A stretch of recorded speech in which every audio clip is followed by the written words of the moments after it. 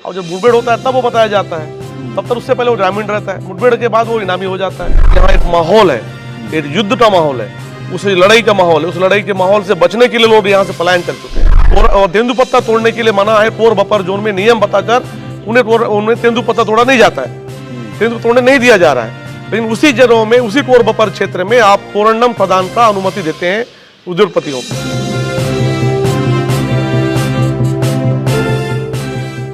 नमस्कार दोस्तों, मैं हूं श्याम सुंदर और आप देख रहे हैं मैं भी भारत। और आज मैं मौजूद हूं छत्तीसगढ़ के बीजापुर ज़िले में। और आपको समाचार माध्यमों से पता चल ही रहा होगा कि छत्तीसगढ़ में सुरक्षा बल बहुत ताकत के साथ और बहुत गति के साथ माओवाद को ख़त्म करने के लिए एक के बाद एक अभियान चला रहे हैं।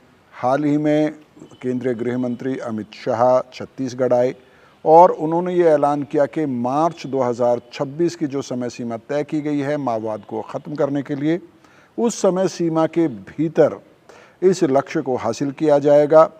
और उन्होंने इसके साथ ही ये ऐलान भी किया कि मानसून के दौरान भी, यानी कि बारिश के दौरान भी सुरक्षा बलों का अभियान रुकेगा नहीं। लेकिन इन अभियानों के बीच में बार बार इस तरह की खबर आती हैं कि आम आदिवासियों को नक्सल बताकर मारा जा रहा है।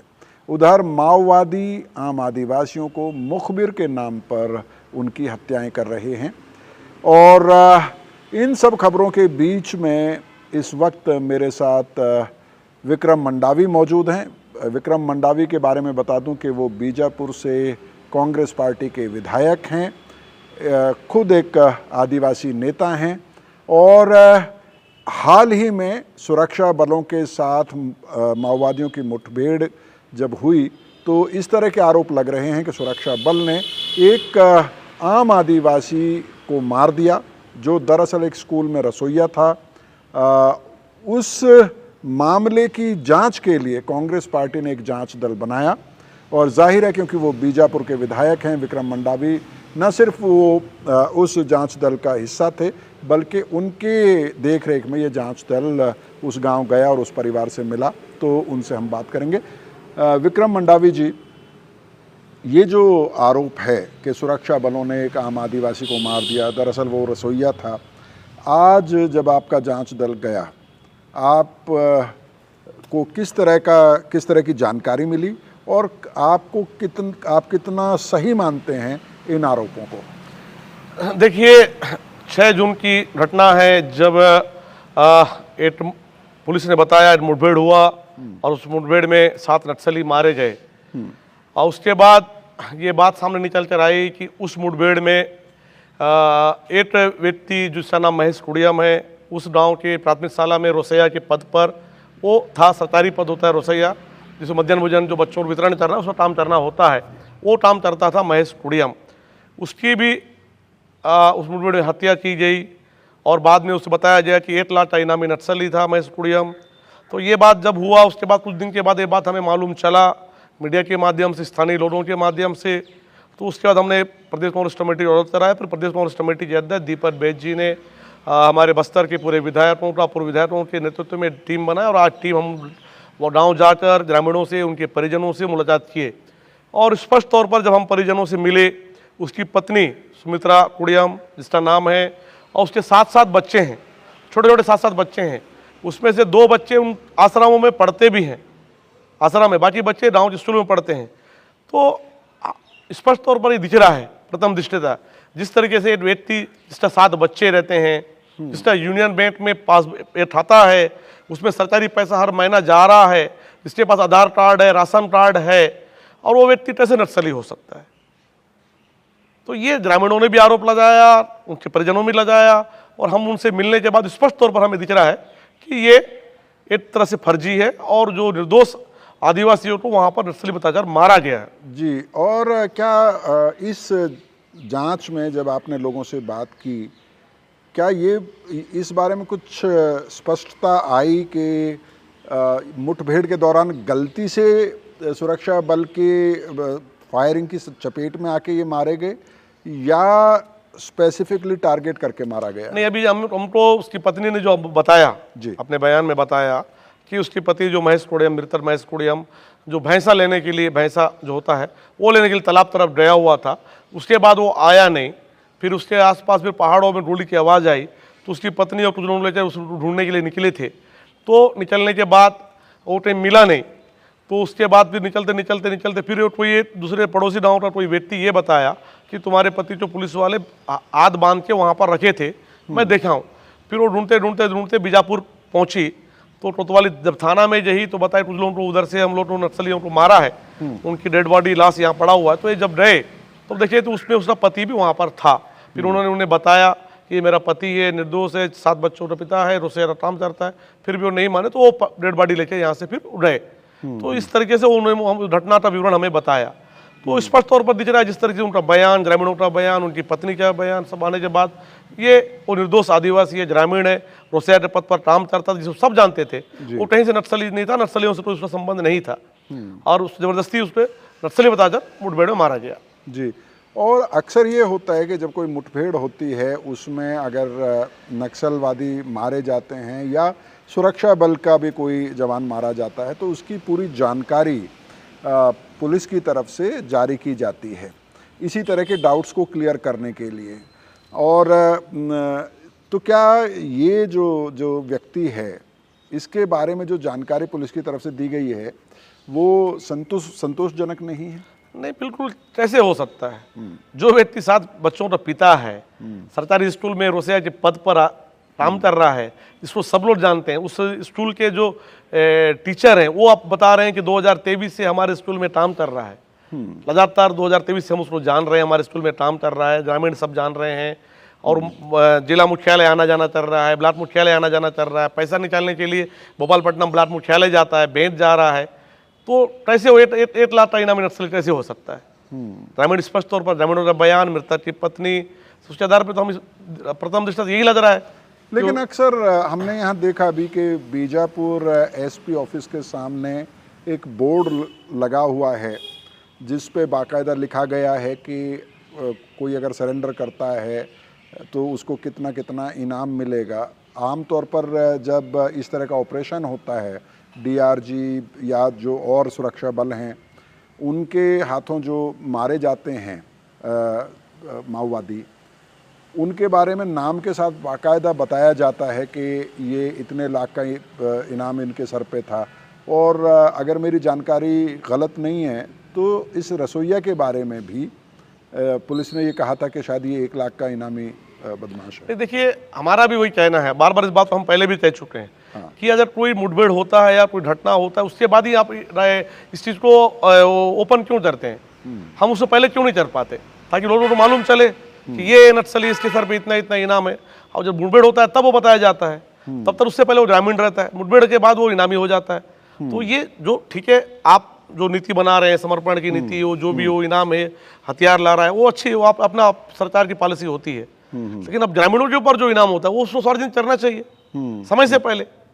वो नहीं हो पाता है। जब घटना होती है, मुठभेड़ होती है, किसी तरह से वो होता है, उसके बाद ही मालूम चलता है कि इसके ऊपर इतना इतना इनाम रखा गया। आप ये आरोप लगा रहे हैं एक तरह से कि ये दरअसल जो निर्दोष मारा जाता है उसको छुपाने के लिए इस तरह की जानकारी दी जाती है। बिल्कुल ऐसा लगता है मुझे। जो निर्दोष व्यक्ति जो मारा जाता है उसके बाद ये मालूम चलता है कि इसके ऊपर इतना इतना इनामी रखा गया है पैसा।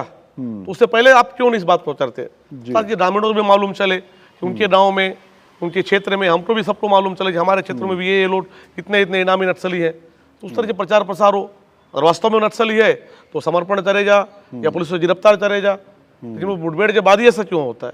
जी, और अक्सर जैसे आज आपका जांच दल गया और आपके जांच में ये सामने आ रहा है, आप कन्विंस्ड लग रहे हैं, इस बात से आश्वस्त लग रहे हैं कि जो मारा गया है वो आम आदिवासी है, आम ग्रामीण है, उसका नक्सलियों से कोई लेना देना नहीं है। लेकिन जब आप इस तरह जाते हैं तो अक्सर ये कहा जाता है कि इस तरह के कदम से जो सुरक्षा बल है उसके मनोबल को ठेस पहुंचती है, वो कमज़ोर होता है या कन्फ्यूज़न पैदा होता है, माओवादियों को उससे मदद मिलती है। देखिए, हम सब चाहते हैं बस्तर में शांति हो, बस्तर में विकास हो, और इस लगातार इसके लिए हम सभी जनप्रतिनिधि चाहे और ग्रामीण हो, सभी लगातार काम कर रहे हैं, सरकारें भी काम कर रही है, उस पर किसी का कोई आपत्ति नहीं है। बस्तर में शांति हो, बस्तर में विकास हो, सरकार एक तरह से चाहती है नक्सल मुक्त बस्तर हो, ठीक है, आप नक्सलियों से लड़ रहे हैं, लड़िए, लेकिन आप अगर उनके आड़ में निर्दोष आदिवासियों को मारेंगे, गरीबों को मारेंगे, तो उसका विरोध तो होगा। और ये क्यों विरोध ना हो? और उन निर्दोष आदिवासियों को क्या दोष है जो ग्रामीण क्षेत्रों में जहाँ पर मूलभूत सुविधाएं नहीं है वो वहाँ पर रह रहे हैं, और उनको अगर हम निर्दोष आदिवासियों को नक्सल बोल के मारेंगे तो विरोध तो होगा, ठीक है। लेकिन लगातार जिस तरीके से सरकार, भारतीय जनता पार्टी की सरकार आने के बाद वर्तमान में बस्तर में और बीजापुर क्षेत्रों में अंदरूनी जो माहौल बना है, ये डर का, भय का माहौल बनाकर लोगों को धर्मात्मक अत्याचार करने का, दमन करने का काम जो हो रहा है, ये गलत है। इसका हम विरोध करते हैं और आगे भी हम करेंगे जी। और सिर्फ सुरक्षा बलों के हाथों नहीं, माओवादी भी आदिवासियों की हत्याएं कर रहे हैं। पिछले 10-12 दिन में ही 5 लोगों की हत्या कर दी गई माओवादियों के द्वारा, ये कह करके ये मुखबरी कर रहे थे पुलिस के लिए। तो ये पूरा जो जंगल में जो आदिवासी रहता है वो एक बहुत ही अजीबो गरीब चक्र में फंस गया है। वो किस तरफ रहे उसके लिए समझना मुश्किल है। बस्तर का आदिवासी, खासकर जो बीजापुर जैसे जिला की बात करूं, यहाँ का आदिवासी ग्रामीण जो अंदरूनी क्षेत्रों में रहता है, अपना जीवन बड़ा विकट परिस्थितियों में जी रहा है। एक तरफ आपने जो कहा माओवादी हैं, वो भी आए दिन पुलिस मुखबिर के नाम से, किसी और के नाम से उन्हें हत्या करना या परेशान करने का काम कर रहे हैं, मारपीट करने का काम कर रहे हैं। दूसरी ओर फोर्सेस हैं, वे भी जाकर उनके ऊपर दबाव डाल रहे हैं कि आप नक्सलियों के साथ मत दीजिए। उन दोनों के बीच में बड़ा पिस रहा है, कौन? आम निर्दोष आदिवासी ग्रामीण पिस रहा है। वो अपनी बात ना इधर कह पा रहा है ना इधर कह पा रहा है, ना माओवादी समझने के लिए, नक्सल समझने के लिए तैयार है उनकी बातों को, ना सरकार समझने के लिए तैयार है। उनके बीच में वो पिसा रहा है। और आप अभी देख रहे हैं जिस तरीके जो घटना हुई है, इतनी बड़ी घटना होने के बाद सरकार की तरफ से कुछ बात, उनकी बातों को सुनने का कोई प्रयास नहीं किया गया, जानने का प्रयास नहीं किया। अच्छा, ग्रामीण किसके पास जाएं, कहाँ अपनी बात रखें?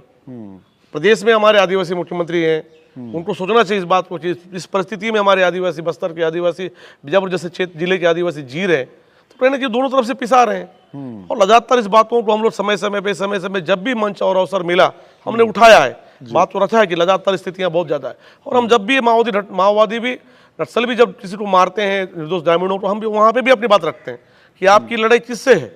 गरीब आदिवासियों से, छोटे गरीबों से, किससे है? आज आप उनको क्यों मार रहे हैं? वहां भी मैं जनप्रतिनिधि होने के नाते अपनी बात रखता हूँ।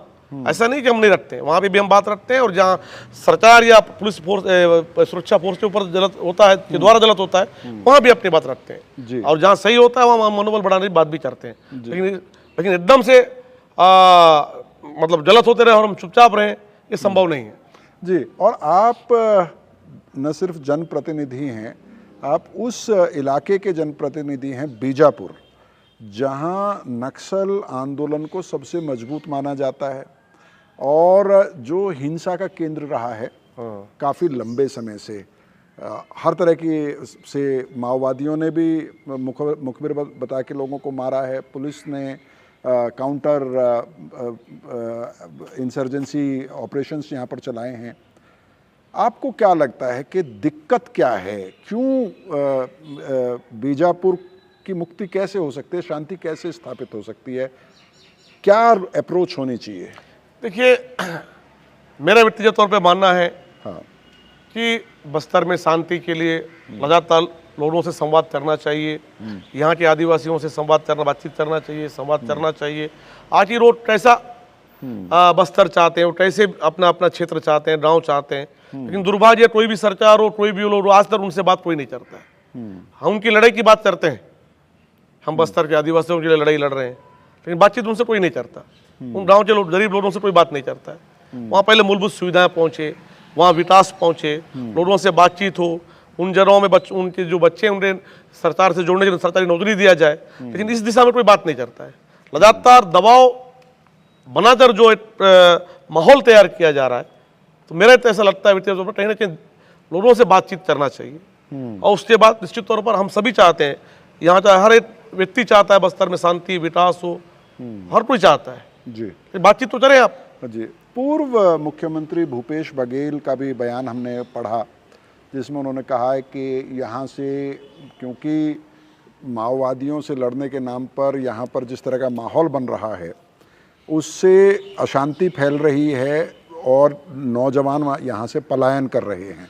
उन्होंने शायद 40,000 का आंकड़ा भी दिया है। कांग्रेस पार्टी की क्या अंडरस्टैंडिंग है अभी जो माओवाद को ख़त्म करने के लिए राज्य सरकार और केंद्र सरकार मिलकर जो अभियान चला रही है उसको लेके? देखिए, वर्तमान में जिस तरीके से आपने बिल्कुल सही कहा, बीजापुर जिला की मैं बात करता हूं तो बीजापुर जिलों में अंदरूनी क्षेत्रों में पूरे गांव खाली हो चुके हैं। लोग जिस तरीके से लगातार यहाँ एक माहौल है, एक युद्ध का माहौल है, उस लड़ाई का माहौल है, उस लड़ाई के माहौल से बचने के लिए लोग यहाँ से पलायन कर चुके हैं। जवान लड़की लड़का पड़ोसी राज्य तेलंगाना है, आपका महाराष्ट्र है, अन्य जहां भी उन्हें सुरक्षित लगता है उन राज्यों में पलायन कर चुके हैं। जैसे 40,000 बता रहे, कम से कम बीजापुर जिले से लोग मतलब जा चुके हैं, पलायन कर चुके हैं। लोग परेशान है, आखिर क्या करें? गाँव में रहते हैं, एक तरफ नक्सली है, एक तरफ पुलिस है, उन दोनों के बीच में कैसे वो जीवन जिए? इसलिए लोग पलायन कर चुके हैं। और लगातार जब से राज्य में भाजपा की सरकार आई है तब से और एक माहौल बनाने का प्रयास किया जा रहा है, डर भय का माहौल। और मेरा तो ऐसा लगता है, स्पष्ट आरोप है कि कहीं ना कहीं डर और भय के माहौल के बीच में बस्तर के खनिज संसाधनों को ऐसा लूटा जाए, बस्तर के खनिजों को ऐसा लूटा जाए, उसका भी कहीं ना कहीं प्रयास हो रहा है। उसके लिए रणनीति बनाने का काम भाजपा सरकार कर रही है। जी, ये आरोप अक्सर लगाया जा रहा है और ये कई ऐसी परियोजनाओं की बात हो रही है जिससे 50-54 गांव खाली होंगे। कई कुछ वहाँ पर ट्रेनिंग कैंप्स की भी बात चल रही है, तरह तरह की बात चल रही है। तो एज ए पार्टी आप क्योंकि अभी तक ऐसा लग रहा था कि एक राजनीतिक आम सहमति है कि सभी चाहते हैं कि माओवाद ख़त्म हो जाए, लेकिन रिसेंटली ऐसा लग रहा है कि कांग्रेस पार्टी जो पूरा ये अभियान चल रहा है इससे सहमत नहीं है। देखिए, कांग्रेस पार्टी शांति के पक्ष में है, विकास के पक्ष में है, लोगों के साथ बातचीत तो उसके पक्ष में है। लेकिन जिस तरीके से वर्तमान समय में लोगों को दो वर्गों में बांटने का काम हो रहा है, दबाव बनाने का काम हो रहा है, डर का भय का माहौल बनाने का काम हो रहा है, उसके विरोध में हम हैं। आप लगातार लोग इस बांटने का काम कर रहे हैं, लोगों को लड़ाने का काम कर रहे हैं। आज जो अंदरूनी क्षेत्रों में, ग्रामीण क्षेत्रों में रह रहा है, उन किस परिस्थिति में वहां पर रह रहा है, उसकी क्या परिस्थितियां हैं, ये कोई समझने के लिए तैयार नहीं है। लगातार उनके ऊपर दबाव बनाया जा रहा है। और जैसे मैं पहले भी कहा कि आखिर इतनी जल्दीबाजी बस्तर से खनिजों को बेचने का क्या है? आप भोपालपट्टनम ब्लॉक में जहां पर यहाँ का आदिवासी ग्रामीण आदमी तेंदुपत्ता तोड़ने के लिए मना है, टोर बफर जोन में नियम बताकर उन्हें तेंदुपत्ता तोड़ा नहीं जाता है, तेंदु तोड़ने नहीं दिया जा रहा है। लेकिन उसी जगहों में, उसी टोर बफर क्षेत्र में आप तोरंडम प्रदान का अनुमति देते हैं उद्योगपतियों को। और तोरंडम प्रदान चालू हो रहा है, 50 साल का लीज उन्हें देते हैं। यहाँ से भोपालपट्टनम लास्ट हमारा बॉर्डर है, तेलंगाना बॉर्डर, महाराष्ट्र बॉर्डर, वहां पर भोपालपट्टनम में जिसका हमने विरोध किया, खुद भूपेश बघेल जी वहां पे आए थे। दो बैलाडीला पहाड़ जो आप अरसल मित्तल और रूंटा को बेच रहे हैं, आपने लीज पर दिया। अच्छा, इतना जल्दीबाजी क्यों हुआ? सरकार बने हुए 1.5 साल हुआ, 1.5 सालों में खदान बेच रहे हैं, तोरंडम खदान बेच रहे हैं, लोहा खदान बेच रहे हैं। तो अगर इनको जल्दीबाजी, आप पहले बस्तर में शांति हो, लोग यहाँ पर विकास हो, उसके बाद आप चलिए आगे बढ़िए ना, हम भी आपके साथ हैं। लेकिन इतनी जल्दीबाजी क्यों कि आपको 1-1.5 साल में ही आपको खदाने बेचना, अडानी जो बेचना है, रूंटा को बेचना है, अरसल मित्तल को बेचना है, और बाकी दूसरे ग्रुपों को तोरंडम खदान बेचना है? अब इससे जल्दीबाजी क्यों? तो कहीं ना कहीं ऐसा मुझे लगता है, हमको लगता है, हमारी पार्टी को लगता है कि आप नक्सलों की आड़ में बस्तर में डर भय का माहौल पैदा करके आप बस्तर के खनिजों को अपने उद्योगपति मित्रों को बेचना चाह रहे हैं और बेच रहे हैं। लेकिन आपकी भी सरकार रही, यहाँ पर भूपेश बघेल मुख्यमंत्री थे जी। हसदेव और अन्य आरोप है आपकी सरकार के ऊपर कि आपने भी उद्योगपतियों को मदद करने के लिए वहाँ पर फैसले किए, जंगल कटवाया। तो क्या आपको लगता है कि वो नैतिक अधिकार आपको मिलता है? नहीं, बिल्कुल बिल्कुल। देखिए, पिछली बार मैं बस्तर की बात करता हूं, मैं बस्तर स्तर का छोटा सा विधायक हूं, तो मैं बस्तर की बात करता हूं। तो बस्तर में हमारे जिले में तोरंडम प्रदान पिछली बार प्रयास हुआ, हमने उसका विरोध किया, तोरंडम प्रदान नहीं खोला। बेलाडीला पहाड़ तो अडानी जो देने का काम हुआ 13 नंबर को, उसका विरोध मैं खुद गया था, हमारे पूरे देवती शर्मा अभी जो वर्तमान में प्रदेश अध्यक्ष सांसद थे, हम सब ने गया वहाँ विरोध किया, हमारी सरकार से बात किया और उसके बाद हमने निरस्त करवाया, अडानी का खदान वापस करवाया। और लगातार बस्तर में पिछले 5 सालों में इस तरीके से जो खदान उदान या जो चीजें जहां पर भी लगा के जला थे उसका हमने विरोध किया और कैंसिल हुआ, तभी हमने नहीं दिया। लेकिन इस वर्तमान सरकार पिछले 1.5 सालों में बेलाडीला पहाड़ के 2 खदानों को उन्होंने बेचा, उद्योगपतियों को तोरंडम खदान बेचा, कांकेर में आहालदी पहाड़ खदान को उन्होंने बेचा। तो ये कर रहे हैं। और रही बात हसदेव की, उसकी जानकारी मुझे नहीं, लेकिन वहां पर भी कहीं ना कहीं अगर जनता जहां पर विरोध कर रहा है तो वहां विरोध होना चाहिए। और वहां पर आज भी हम जनता के साथ में, एज ए कांग्रेस के विधायक के नाते, मैं एक आदिवासी हूं तो आदिवासी के नाते मैं वहां की जनता के साथ हूं। और वहां अगर गलत है, मुझे भी लगता है कि वहां गलत है, वहां पे गलत हुआ है, और वहां पर उनकी बातों को सुनना चाहिए। जनता, वहां के आदिवासी क्या चाहते हैं उनके साथ रहना चाहिए। जी। और लेकिन ये सारी बातें जो आपने कही कि खनिज साधनों की लूट की एक प्लानिंग हो सकती है, या वो सरकार चाहती है कि उसको ज़्यादा रेवेन्यू मिले, वो कुछ खास उद्योगपतियों को खनिज खादान देना चाहती है, लेकिन ये भी एक सच्चाई है कि माओवाद का सबसे ज़्यादा प्रभाव अभी देश में छत्तीसगढ़ के बस्तर या बूझमाड़ के इलाके में ही है। तो सरकार कैसे निपटे उनसे, उस हिंसा को कैसे ख़त्म करे, कैसे शांति स्थापित करे, आप क्या रास्ता बताएंगे उसके लिए? देखिए, अब ये तो सरकारें, जो भी सरकार है उनको तय करना है कि कैसे निपटे, मतलब उनका क्या रणनीति है, वो क्या सोच है, वो सरकारी बड़े स्तर पे तय होता है। लेकिन जैसे मेरी अगर वास्तविक बात है तो आज तक मैं यहाँ पर विधायक हूँ, सरकार ने या प्रशासन ने कभी संबंध में किसी से, जनप्रतिनिधि ना दे, मुझसे नहीं बात किया ना ग्रामीणों से बात करता है। सरकार अपनी रणनीति बनाती है, वो अपना काम कर रही है। लेकिन जहां तक मेरा, फिर से मैं कह रहा हूँ कि बस्तर में शांति हो, विकास हो, लोगों के लिए काम हो, तो लगातार स्थानीय लोगों से बातचीत होना चाहिए, उनकी बातों को सुनना चाहिए, उनकी बातों को महत्व देना चाहिए। ये मेरा व्यक्तिगत विचार है। कहना चाहिए, उससे हम अच्छा, हमें आज सफलता मिलेगी। जी। चलिए, बीजेपी की सरकार आपकी नहीं सुनती है, लेकिन अबूझमाड़ में हम लोग ज़मीन पे काफ़ी घूमे हैं और हमने कई रिपोर्ट्स की हैं कुपोषण को लेके। वहाँ आंगनबाड़ी काम नहीं कर रही है, वहाँ कई तरह का भ्रष्टाचार भी देखने के लिए मिलता है, सालों से आंगनबाड़ी का भवन अधूरा पड़ा हुआ है, वगैरह वगैरह। और वहाँ किसी शोध की ज़रूरत नहीं है, बच्चों के पेट देख के, उनके पतले हाथ देख के समझ में आ जाता है कि भीषण कुपोषण भी है वहाँ पर। तो आपको लगता है कि सरकार के बाद सरकार आदिवासियों के मामले में ज़्यादातर विफल ही रही हैं सरकारें?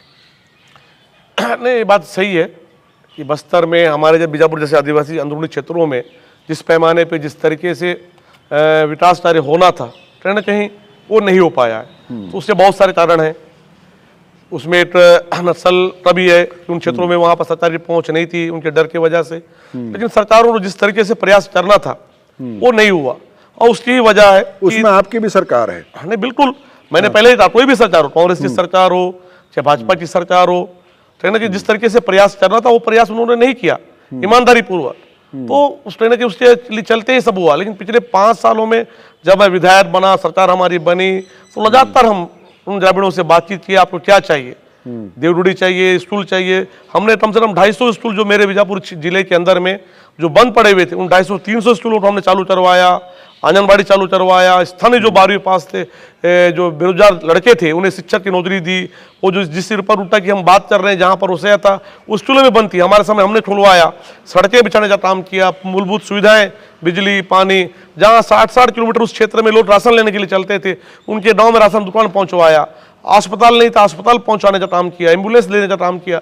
तो ये बहुत सारा काम पिछले बार हमने अपने बीजापुर जिलों में ग्रामीणों के सहमति से और प्रशासन, शासन प्रशासन के मिलते हुए हमने काम किया है। उसका बहुत अच्छा परिणाम देते जो हमको मिला है। तो आपको क्या लगता है कि जो सरकार की अभी की रणनीति है जी, उसमें बल का इस्तेमाल पे ज़्यादा जोर है, और जो बाकी जो मसले हैं आदिवासियों के, उनको सुलझाने पर कम जोर है?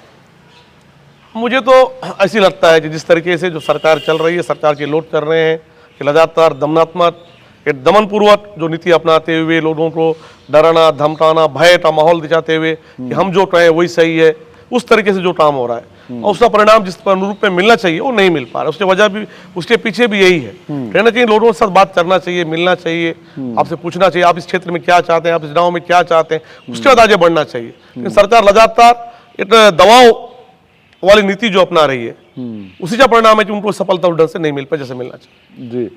और जो बस्तर में जो नक्सलवाद को ख़त्म करने के लिए जो अभियान चल रहे हैं, उसमें डीआरजी को गेम चेंजर बताया जा रहा है। एक वक्त में सलवा जुडुम यहाँ पर बनाया गया था, जिसको सुप्रीम कोर्ट ने अल्टीमेटली गैर कानूनी घोषित किया। अभी डीआरजी में भी आदिवासी लड़के लड़कियाँ ज़्यादा हैं, तो डीआरजी का जिस तरह से गठन हुआ है, जिस तरह से इस्तेमाल हो रहा है, आप उसके बारे में आपकी क्या राय है? देखिए, डीआरजी स्थानीय फोर्सेस हैं जो पुलिस में हैं, उनको डीआरजी का नाम दिया गया है। वो यहाँ की स्थानीय युवक हैं जो स्थानीय भाषा बोली और स्थानीय जो क्षेत्र के भौगोलिक परिस्थितियों से वाकिफ है। तो निश्चित तौर पर डीआरजी जैसे बनने के बाद में बहुत सारे सफलता भी उन्हें मिली है, इसमें कोई संदेह नहीं है। लेकिन बहुत सारे जो वर्तमान में जो बातें भी सामने आई है कि कहीं फर्जी मुठभेड़ होना या कहीं पे किसी से मारपीट करना, ज्यादती करना, दोनों ही चीजें सामने बात आई है। और उसका एक जो अभी वर्तमान हम जिस इरफान रूटा की बात कर रहे हैं, जिस महेश कुडेम की बात कर रहे हैं, ऐसे घटनाएं बहुत सारे इससे पहले भी आई है, अभी भी आई है, लगातार इस तरह से घटनाएं आते रहती है। जी, विक्रम मंडावी जी, बहुत बहुत शुक्रिया, आपने हमारे लिए समय निकाला। तो ये थे विक्रम मंडावी, बीजापुर के विधायक। ऐसे ही आदिवासी नेताओं से मुलाकातों का ये सिलसिला चलता रहेगा। आप देखते रहिए मैं भी भारत। बहुत बहुत शुक्रिया, थैंक यू।